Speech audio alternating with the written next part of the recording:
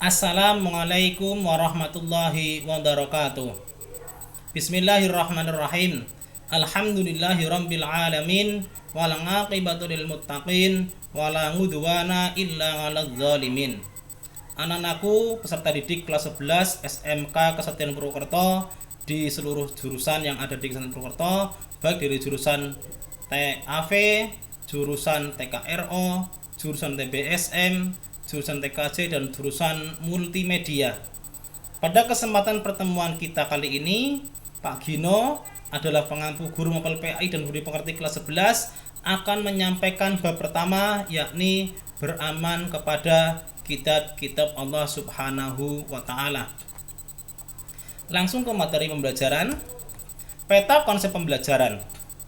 Allah Subhanahu wa Ta'ala itu menurunkan 4 kitab suci kepada umat manusia.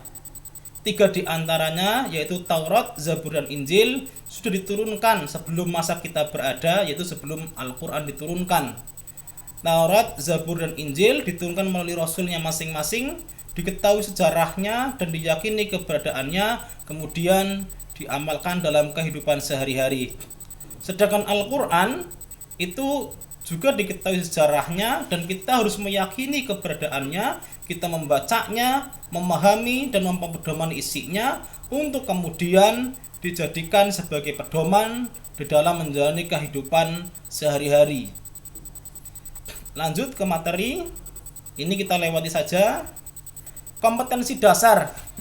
Kompetensi dasar yang kita sampaikan di pelajaran kali ini adalah meyakini adanya kitab suci Allah Subhanahu wa Ta'ala, peduli kepada orang lain dengan saling menasihati sebagai cerminan beriman kepada kitab-kitab Allah Subhanahu wa Ta'ala, menganalisis makna iman kepada kitab-kitab suci Allah. Yang terakhir, menyajikan keterkaitan antara beriman kepada kitab suci Allah dengan perilaku sehari-hari. Tujuan daripada pembelajaran kita kali ini adalah 1. Menjelaskan makna iman kepada kitab-kitab Allah. Yang kedua, menjelaskan kandungan dalil nakli tentang iman kepada kitab-kitab Allah Subhanahu wa Ta'ala. Yang ketiga, menunjukkan perilaku yang mencerminkan iman kepada kitab-kitab Allah Subhanahu wa Ta'ala. Yang terakhir, mengimplementasikan perilaku iman kepada kitab-kitab Allah dalam kehidupan sehari-hari. Materi selanjutnya, silakan kalian mengamati gambar-gambar berikut. Kemudian silakan kalian memberikan makna yang terkait dengan tema pelajaran.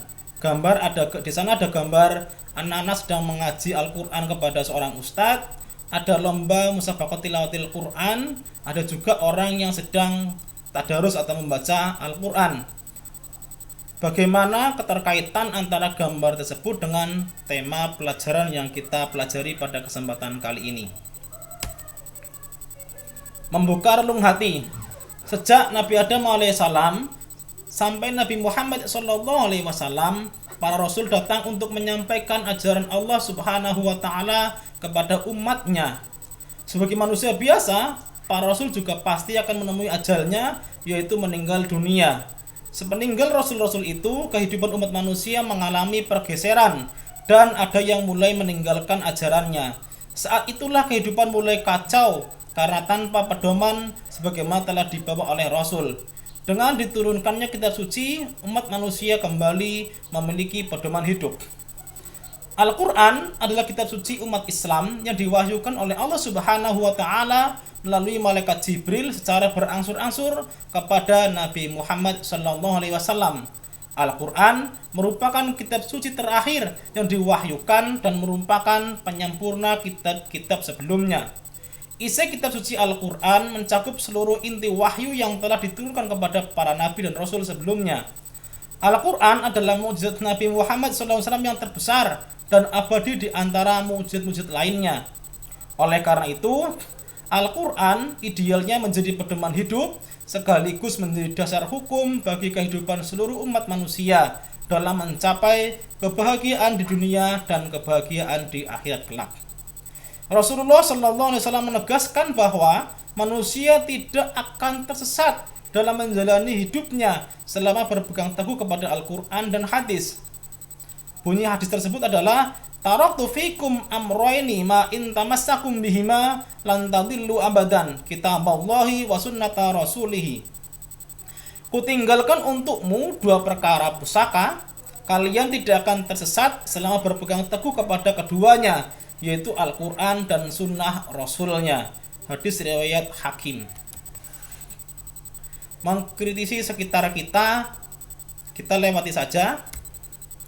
Masuk pada bagian pertama dari pelajaran kita adalah Al-Quran dan kitab-kitab Allah Subhanahu wa Ta'ala lainnya. Iman kepada kitab Allah Subhanahu wa Ta'ala artinya meyakini sepenuh hati bahwa Allah Subhanahu wa Ta'ala telah menurunkan kitab kepada para nabi dan rasul yang berisi wahyu untuk disampaikan kepada seluruh umat manusia. Di dalam Al-Quran disebutkan bahwa ada 4 kitab Allah Subhanahu wa Ta'ala yang diturunkan kepada para nabinya, yaitu yang pertama kitab Taurat diturunkan kepada Nabi Musa alaihissalam, yang kedua Zabur diturunkan kepada Nabi Daud alaihissalam, yang ketiga Injil diturunkan kepada Nabi Isa alaihissalam, yang keempat Al-Quran diturunkan kepada Nabi Muhammad sallallahu alaihi wasallam. Perhatikan firman Allah Subhanahu wa Ta'ala berikut ini. A'udzu billahi minasyaitonir rajim. Bismillahirrahmanirrahim. Wa anzalna ilaikal kitaba bil haqqi musaddiqan lima baina yadayhi minal kitabi wa muhaiminan 'alaihi fahkum bainahum bima anzalallahu wa la tattabi' ahwa'ahum amma ja'aka minal haqq. Artinya, dan telah kami menurunkan kitab Al-Quran kepadamu wahai Muhammad dengan membawa kebenaran, yang membenarkan kitab-kitab yang diturunkan sebelumnya dan menjaganya. Maka putuskanlah perkara mereka menurut apa yang diturunkan Allah, dan janganlah engkau mengikuti keinginan mereka dengan meninggalkan kebenaran yang telah datang kepadamu. Kitab-kitab yang dimaksud pada ayat di atas adalah kitab yang berisi peraturan, ketentuan, perintah, dan larangan yang dijadikan pedoman bagi umat manusia. Kitab-kitab Allah Subhanahu wa Ta'ala tersebut diturunkan kepada masa yang berlainan. Semua kitab tersebut berisi ajaran pokok yang sama, yaitu ajaran mengesahkan Allah Subhanahu wa Ta'ala atau ajaran tauhid. Yang berbeda hanyalah dalam hal syariat yang disesuaikan dengan zaman dan keadaan umat manusia pada waktu itu. Selain kitab-kitab tersebut, Allah Subhanahu wa Ta'ala juga menurunkan wahyu kepada para nabinya. Wahyu tersebut berbentuk suhuf. Apa itu suhuf? Suhuf yaitu wahyu Allah Subhanahu wa Ta'ala yang berupa lembaran-lembaran yang terpisah. Apa perbedaan suhuf dan kitab? Adalah sebagai berikut. Suhuf adalah wahyu Allah Subhanahu wa Ta'ala yang disampaikan kepada para rasul, tetapi masih berupa lembaran-lembaran yang terpisah. Sedangkan isi suhuf sangatlah simpel.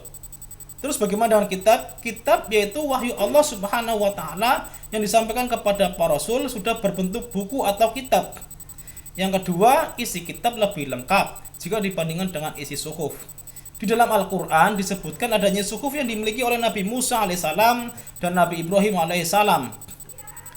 Bunyi firman-Nya, Bismillahirrahmanirrahim. Inna hadza lafis suhufil ula suhufi Ibrahim wa Musa. Sesungguhnya ini terdapat dalam kitab-kitab yang dulu, yaitu suhuf-suhuf yang diturunkan kepada Nabi Ibrahim dan kepada Nabi Musa alaihi wassalam.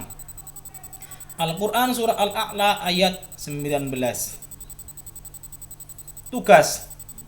Ya, pelajaran pertama kita cukupi pada kesempatan kali ini. Sekarang kalian silakan mengerjakan tugas yang Pak Gino tulis di slide tersebut. Pak Gino bacakan apakah yang dimaksud dengan suhuf yang pertama. Yang kedua, apa perbedaan suhuf dengan kitab. Yang ketiga, sebutkan kitab-kitab suci yang pernah diturunkan beserta Rasul yang menerimanya. Silahkan kalian tulis soalnya di selembar kertas, kemudian dijawab.